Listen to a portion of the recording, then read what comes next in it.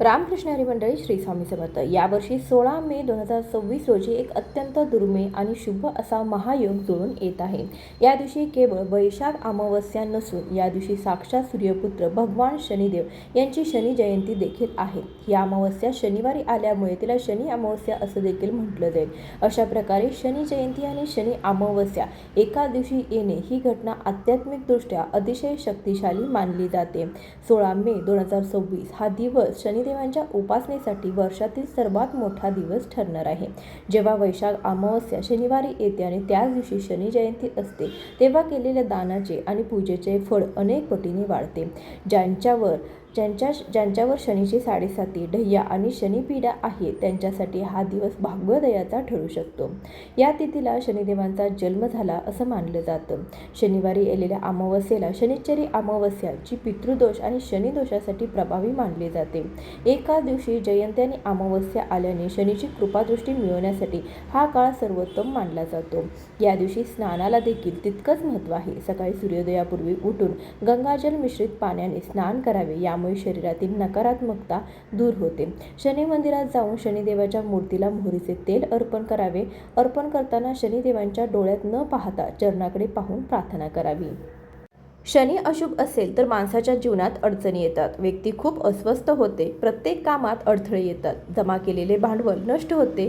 पैशाची नेहमीच कमतरता असते. या आजारासोबतच नोकरीत व्यत्यय आणि व्यवसायात नुकसानही सुरू होते. शनिदेवाला प्रसन्न करण्यासाठी अतिशय शुभ दिवस हा असणार आहे, ज्याला शनी अमावस्या किंवा शनी जयंती असं म्हटलं जातं. या दिवशी पितरांना हा दिवस समर्पित आहे. ज्या लोकांच्या कुंडलीमध्ये पितृदोष आहे त्यांनी देखील या दिवशी पितृदोषाची शांती किंवा काही उपाय अवश्य करू शकता.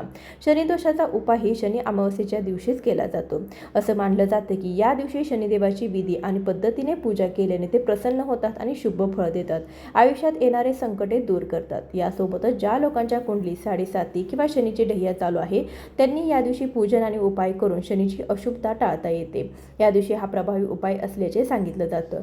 शनी अमावस्येच्या दिवशी पिंपळाच्या झाडाची पूजा करू शकता. शनिदेवाला कर्माचा दाता आणि न्यायदेवता असंही म्हटलं जातं. शनीला कलियुगातील दंडाधिकारी म्हटलं जातं. शनी व्यक्तीच्या चांगल्या आणि वाईट कर्माची गणना करतात. त्यामुळे शनिदेवाचा प्रकोप टाळण्यासाठी वाईट कृत्य करणे टाळावे. यासोबतच नियम आणि शिस्त पाळली पाहिजे. शनी ही श्रमाचीही देवता आहे. जे कठोर परिश्रम करतात त्यांचा आदर आणि संरक्षण करतात. त्यांना शनिदेव त्रास देत नाही. याउलट जे लोक निराधाराचा आधार बनतात त्यांना शनी जीवनात खूप शुभ फळ देतो. शनी हा न्यायप्रिय ग्रह असल्याचे म्हटलं जातं. इतरांचे नुकसान करणाऱ्यांना शनी नक्की शिक्षा देतात. दुर्बलांना त्रास देणे, त्यांचे शोषण करणे, नियम न पाळणाऱ्यांना शिक्षा देण्याचं काम हे शनिदेवाचे असते. अमावस्येच्या दिवशी पिंपळाच्या झाडाला आपण एक वस्तू अर्पण केल्याने आपल्या सर्व इच्छा पूर्ण होतात. पितृदोष कमी होतो. शनीची साडेसाती देखील, त्याचे परिणाम देखील आपल्याला कमी होतात. आपल्याला प्रत्येक कामामध्ये यश हे प्राप्त होते. हिंदू धर्मामध्ये पिंपळाच्या झाडाला विशेष महत्त्व दिलं जातं. कोणत्याही धार्मिक कार्यात, यज्ञात पिंपळाच्या झाडाचं वेगळं असं महत्त्व आहे. धार्मिक महत्त्वासोबतच पिंपळाच्या झाडाचे औषधी महत्त्वसुद्धा आहे, ज्याचा वापर करून अनेक प्रकारच्या औषधी वनस्पती बनवल्या जातात, ज्या आपल्याला विविध रोगांपासून बरे करतात. धार्मिक कार्यात पिंपळाच्या झाडाला इतकं महत्त्व का दिलं जातं? कारण पिंपळाच्या झाडात स्वतः भगवान श्रीकृष्ण वास करतात, असे श्रीमद भागवत गीतेत त्यांनी स्वतः सांगितलेलं आहे. अर्जुनाला उपदेश करताना श्रीकृष्ण म्हणाले की अश्वत्थः अहम वृक्ष, ज्याचे वर्णन गीतेच्या 10व्या अध्यायात केलं आहे. याचा अर्थ सर्व वृक्षामध्ये मीच पिंपळ वृक्ष आहे. म्हणजे स्वतः भगवान श्रीकृष्ण पिंपळाच्या झाडामध्ये वास करतात. पिंपळाच्या झाडाला इतकं महत्त्व देण्यामागे अनेक कारणे आहेत, जी या झाडाची वैशिष्ट्ये आहेत. पिंपळाच्या झाडाखाली कधीही गवत उगवत नाही. याचा अर्थ नवीन जीवन तयार होण्यास प्रतिबंध होतो आणि त्याच वेळी या झाडावर फळे उगवत नाहीत. त्यामुळे इतर झाडांच्या प्रमाणात पिंपळाचे झाड शेकडो वर्ष जगतं. पृथ्वीवर अनंत काळ राहिल्यामुळे भगवान श्रीकृष्णाने त्याला आपलं स्वरूप असं म्हटलं आहे. एका जुन्या आख्यायिकेनुसार महर्षी दधीची यांनी पुत्र मुनी पिपलाद यांना आपल्या वडिलांच्या मृत्यूचा बदला देवांकडून घ्यायचा घ्यायचा होता. त्यांचा कोप टाळण्यासाठी देवतांनी सांगितलं की त्यावेळी शनिदेवांची दृष्टी ठीक नव्हती, त्यामुळे तोच खरा अपराधी आहे. हे कळल्यानंतर पिपलद शनिदेवांवर ब्रह्मास्त्र अग्नी करणार होते.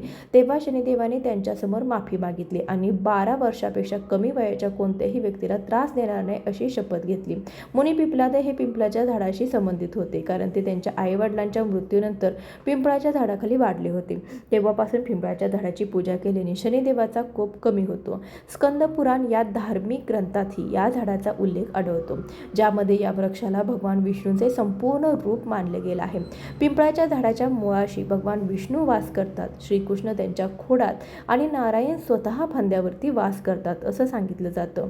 त्याशिवाय त्यांच्या पाण्यामध्ये श्रीहरी वास करतात आणि सर्व देवी देवता त्यांच्या पानामध्ये वास करतात. पिंपळाच्या झाडामध्ये सर्व देवी देवता आणि स्वतः नारायण यांचा निवास असल्यामुळे त्यांचे महत्त्व अनेक पटीने वाढते. अमावस्येच्या दिवशी पिंपळाच्या झाडामध्ये पितरांचा देखील वास असतो. यासाठी अमावस्येच्या दिवशी पिंपळाच्या झाडाची पूजा ही आवर्जून केली जाते. शनिवारी जर अमावस्या तिथी आली तर तिला शनिश्चरी अमावस्या असं म्हटलं जातं. स्कंद आणि अनेक पुराणानुसार ही अमावस्या जी आहे तर या अमावस्येला पवित्र नद्यामध्ये स्नान, दान, पिंडदान आणि तर्पण केल्याने व्यक्तीची सर्व पापे नष्ट होतात. शनिदोष, शनीची ढैया आणि साडेसातीचे अशुभ परिणाम देखील कमी होतात. त्यासाठी या अमावस्येच्या दिवशी तुम्ही पवित्र नदीमध्ये स्नान करू शकता किंवा घरामध्ये स्नान करत असताना त्यामध्ये थोडंसं गंगाजल, हळद आणि काळे तीळ देखील टाकू शकता. महादेवाची पूजा करून शनी अमावस्येच्या दिवशी दान केल्याने यज्ञाच्या बरोबरीचे पुण्य प्राप्त होते. तसेच या तिथीला तर्पण आणि श्राद्ध केल्याने पितर प्रसन्न होतात आणि पितृदोषापासून मुक्ती मिळते. शनी अमावस्येच्या दिवशी शनिदेवाची कृपा प्राप्त करण्यासाठी काळे तीळ, मोहरीचे तेल, उडीद डाळ आणि शनीशी संबंधित वस्तूचे दान करणं आणि पिंपळाच्या झाडाची पूजा करणं अत्यंत शुभ मानलं जातं. या दिवशी आपल्याला काही उपाय देखील करायचे आहेत. भरपूर वेळा आपल्या घरामध्ये पितृदोष असतो, पण तो आपल्याला समजून येत नाही. आपलं एखादं काम करायला गेलो तर ते काम व्यवस्थितरित्या पार पडत नाही. त्यामध्ये अनेक अडचणी, अडथळे, संकटे येत असतात. तसेच आपल्या मुलांचे विवाह देखील वेळेवरती जुळून येत नाहीत. घरामध्ये संतान प्राप्ती होत नसेल, घरामध्ये पैसा हा स्थिर राहत नसेल तर समजून घ्यावे की आपल्या घरामध्ये देखील प्रखर पितृदोष आहे. आता अगदी पितृदोष असला किंवा नसला तरी देखील तुम्हाला या अमावस्येच्या दिवशी पितरांसाठी ही सेवा आवर्जून करायची आहे. त्यामुळे आपल्या घरामध्ये काहीतरी इडापिडा असेल ती देखील दूर होते, नजरबाधा असेल तर ती देखील संपते. आता आपल्या या घरामध्ये नकारात्मकता ऊर्जा असते तर आपल्यावरती किंवा आपल्यावरती घरावरती असते तर त्यावेळेस पितरांचा आशीर्वाद जर आपल्यावरती असेल तर आपलं कोणतंही काम आहे तर त्यामध्ये अडचणी अडथळे येत नाहीत. तसेच आपल्या घरामध्ये पैसा देखील स्थिर राहतो. त्यामुळे या दिवशी तुम्ही हा जो उपाय आहे तर तो तुम्ही करून पाहू शकता. तुम्ही चॅनलवरती नक्की नवीन असाल तर नक्की चॅनलला सबस्क्राईब करा, व्हिडिओला एक लाईक करून जास्तीत जास्त लोकांपर्यंत शेअर करा. कमेंटमध्ये ओम शनेश्वराय नमः किंवा श्री स्वामी समर्थ लिहायला विसरू नका. या दिवशी सकाळी लवकर उठायचं आहे. अगोदर सांगितल्याप्रमाणे अंघोळीच्या पाण्यामध्ये गंगाजल, हळद किंवा थोडंसं काळं तीळ टाकून तुम्ही या दिवशी अंघोळ करायचे. या दिवशी तुम्ही अंगाला तेल लावून देखील तुम्ही अंघोळ जी आहे तर ती करू शकता. आपला जो मुख्य उंबरटा असतो, मुख्य दरवाजा, त्या उंबरट्यावरती थोडंसं पाणी शिंपडायचं आहे. अमावस्येच्या दिवशी आपले पूर्वज पृथ्वीवर येत असतात आणि असं म्हटलं जातं की पूर्वज जे आहे तर ते आपल्या उंबरट्यावरती बसलेले रात्रभर असतात. त्यासाठी आपण शुद्ध पाणी घ्यायचं आहे. ते पाणी तुम्हाला उंबरट्याच्या दोन्ही बाजूला शिंपडायचं आहे किंवा तुम्ही हळदीचं पाणी किंवा गोमूत्राचं पाणी देखील तुम्ही उंबरट्याच्या दोन्ही बाजूला पाडू शकता. यामुळे आपले पितृ जे आहेत तर ते पाणी पिऊन तृप्त होतात आणि आपल्याला शुभ आशीर्वाद देत असतात. त्यांच्या आत्म्याला शांती मिळते आणि त्यांच्या प्रवासामध्ये अडचणी कमी येतात. तर उंबरट्यावरती पाणी शिंपडायचं आहे. उंबरट्यावरती हळदीचं लेपन तुम्ही करू शकता. मुख्य दरवाजावरती स्वस्तिक हे चिन्ह तुम्ही काढू शकता. अशी काही छोटी मोठी कामे आहेत तर ती तुम्ही या दिवशी आवर्जून करू शकता. त्यामुळे आपल्याला याचा खूपच फायदा होत असतो. यानंतर आपली रोजची देवपूजा करून आपल्याला हा जो उपाय आहे तर तो या दिवशी करायचा आहे. देवपूजा करत असताना तुम्ही या दिवशी भगवान श्रीकृष्णांच्या मूर्तीवरती तुम्ही पंचामृताने देखील स्नान घालू शकता.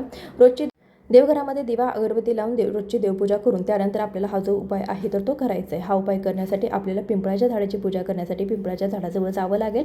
त्यासाठी जाताना आपल्याला एक तांब्या भरून पाणी घ्यायचं आहे. त्या पाण्यामध्ये आपल्याला 2 चमचे दूध घालायचं आहे आणि त्यानंतर ते कच्चं दूध घातलेलं जे पाणी आहे तर ते सोबत घेऊन आपल्याला पिंपळाच्या झाडापर्यंत जायचं आहे. जाताना तुम्ही एखादा मातीचा दिवा घ्या, त्यामध्ये 2 वाती घाला, त्यामध्ये मोहरीच्या तेल तुम्ही घालू शकता किंवा मोहरीचं तेल नसेल तर रोज आपण जे तेल वापरतो ते तेल घेऊ शकता. त्यामध्ये थोडीशी पिवळी मोहरी नसेलच तर काळी मोहरी त्यामध्ये तुम्ही घालू शकता आणि असा हा दिवा घेऊन आपल्याला जायचं आहे. हळदी कुंकू द्यायचं आहे. त्यासोबतच तुम्ही प्रसाद देखील काही नेऊ शकता, जसं की एखादी पिवळी मिठाई किंवा साखरेचा जरी नैवेद्य नेला तरीसुद्धा चालेल. त्यानंतर आपण पिंपळाच्या झाडाजवळ जायचं. पहिल्यांदा हे जे पाणी आहे तर ते पाणी आपल्याला पिंपळाच्या झाडाला अर्पण करायचं आहे. त्यानंतर दिवा जो आहे तर तो दिवा प्रज्वलित करायचा आहे. त्यानंतर हळदी कुंकू पिंपळाच्या झाडाला वाहायचं आहे. धूप दीप अगरबत्तीने ओवाळायचं आहे. फुले आणली असतील तर फुले देखील तुम्ही अर्पण करू शकता. त्यानंतर पिंपळाच्या झाडाला तुम्हाला 7 किंवा 11 प्रदक्षिणा घालायचं आहे. प्रदक्षिणा करत असताना तुमच्या पूर्वजांचे स्मरण करा आणि त्यांचे आशीर्वाद घ्या. किंवा प्रदक्षिणा करत असताना तुम्ही ओम नमो भगवते वासुदेवाय नमः किंवा ओम पितृदेवताय नमः या मंत्राचा जप करू शकता. त्यानंतर पिंपळाच्या झाडाला हात लावून आपली जी काही इच्छा आहे तर ती तुम्ही व्यक्त करू शकता. किंवा पितृदोष कमी करण्यासाठी किंवा आपल्या मुलांचा विवाह ठरण्यासाठी जे काही तुमची समस्या असेल तर ते सांगून तुम्ही पूर्ण होण्यासाठी पिंपळाच्या झाडाला प्रार्थना करू शकता. आणि त्यानंतर आपल्याला माघारी जायचं आहे. पण त्या अगोदर तुम्ही पिंपळाच्या झाडाखाली बसून 108 वेळा ओम नमो भगवते वासुदेवाय नमः या मंत्राचा जप तुम्ही करू शकता. किंवा तुम्ही ओम पितृदेवताय नमः या मंत्राचा जप तुम्ही देखील या दिवशी करू शकता. आणि त्यानंतर मागे न वळता घरी परत जायचं आहे. दिवा लावल्यानंतर मागे न वळता घरी परत जा. हा उपाय पूर्वजांचा शाप शांत करतो आणि घरामध्ये सुख समृद्धी आणतो. यासोबतच तुम्ही आणखीन देखील काही उपाय करू शकता. जसे की हा दिवस प्रामुख्याने पूर्वजांना समर्पित असतो. त्यासाठी या दिवशी दक्षिणेकडे तोंड करून काळे तीळ आणि गवत देखील पाण्यात मिसळून तुम्ही तर्पण करू शकता. अमावस्येला दान केल्याने शाश्वत पुण्य प्राप्त होते. या दिवशी अन्न, कपडे, ब्लँकेट, तीळ, गूळ किंवा पैसे दान करू शकता. पूर्वजांचे आशीर्वाद मिळवण्यासाठी या दिवशी गायी, कुत्रे किंवा कावळे यांच्यासाठी अन्न हे तुम्ही आवर्जून ठेवू शकता. आजच्या व्हिडिओमध्ये बरीचशी माहिती देण्याचा प्रयत्न केलेला आहे. व्हिडिओ तुम्हाला कसा वाटला कमेंटद्वारे आवर्जून कळवा. चॅनलवरती नवीन असेल तर सबस्क्राईब करा. भेटूया अशाच एखाद्या व्हिडिओसोबत. तोपर्यंत खूप खूप धन्यवाद.